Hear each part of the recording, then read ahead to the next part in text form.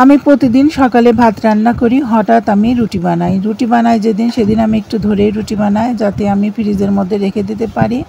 রেখে দিলে যখন ইচ্ছা হয় তখন একটু বের করে গরম করলে রুটিটা খাওয়া যায়। আমি একটু বেশি করে রুটি বানাবো জন্য সময়ও বেশি লাগবে, সেজন্য আমি সকাল আর দুপুরের রান্না একবারে করে নেব। আমার বাড়িওয়ালা রুটিটা বেশি পছন্দ করে, আমি অতটা পছন্দ করি না, জন্য আমি রুটিটা খুব একটা বেশি বানাই না।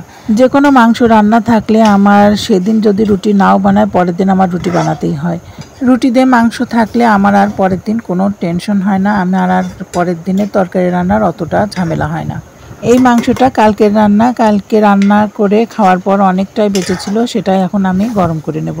আমি আজকে দুপুরে রান্না করব পটল, আলু, কাঁঠালের বিচি দিয়ে ছোট ছোট চিংড়ি মাছ জিরা দিয়ে ঝোল করব।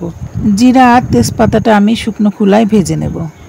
কড়াইটা গরম হয়ে গেলে আমি চুলার উপরে তেল দিয়ে দেবো। তেলটা গরম হয়ে গেছে, এখন আমি কাঁচামরিচ আর পেঁয়াজ তেলের উপর দিয়ে দেবো। পেঁয়াজটা হালকা গোলাপি করে ভেজে নেব। পেঁয়াজ ভাজা হয়ে গেলে আমি পেঁয়াজ বাটাটা দিয়ে সুন্দর করে নেড়েচেড়ে কষিয়ে নেব। পেঁয়াজের কাঁচা গন্ধটা যতক্ষণ না যায় ততক্ষণ আমি পেঁয়াজটা সুন্দর করে কষিয়ে নেব। এখন আমি গুঁড়া মশলাগুলো দিয়ে দেবো। গুঁড়া মশলাটা আমি বেশ কিছুক্ষণ ধরে কষাবো, যতক্ষণ পর্যন্ত মশলা থেকে তেলটা ফুটে না বের হয়।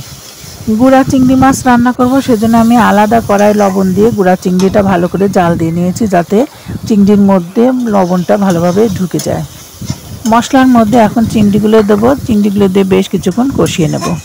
আগে যখন আমার মা শাশুড়ি এই চিংড়ি মাছটা রান্না করতো আলু পটল দিয়ে, তখন এই চিংড়ির বাসনা সারা বাড়ি বাসনায় মোমো করতো।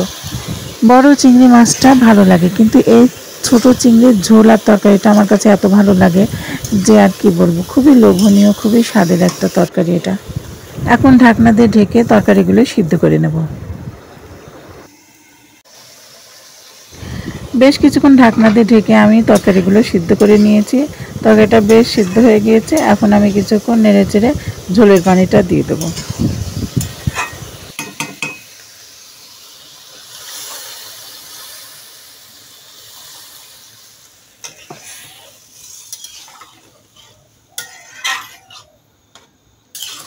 তরকারিটা ঝোলের পানি দিয়ে আমি আর কিছুক্ষণ রান্না করে নেব।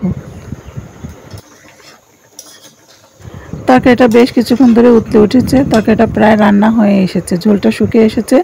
এখন আমি নামানোর আগ দিয়ে ভাজা জিরার বাটাটা দিয়ে দেবো। দেশি এই ছোটো চিংড়ি মাছের বাসনা আর এই জিরা ভাজার বাসনা দিয়ে তরকারিটা এত স্বাদ লাগে, এত অমায়িক স্বাদ লাগে, কি আর বলবো। আজকে দুপুরের জন্য রান্না করেছিলাম কালকের রান্না মাংস, আজকে ছোট চিংড়ি মাছ আর পেঁপে ভাজি। বন্ধুরা, আমার রান্না যদি আপনাদের ভালো লাগে অবশ্যই লাইক, কমেন্ট, শেয়ার করে আমার পাশেই থাকবেন। বন্ধুরা, আজ এ পর্যন্তই। আপনাদের ভালোবাসা পেলে আবার আসবো নতুন কোনো ভিডিও নিয়ে। ততক্ষণ আপনারা ভালো থাকবেন, সুস্থ থাকবেন, আমার জন্য দোয়া করবেন। আসসালামু আলাইকুম।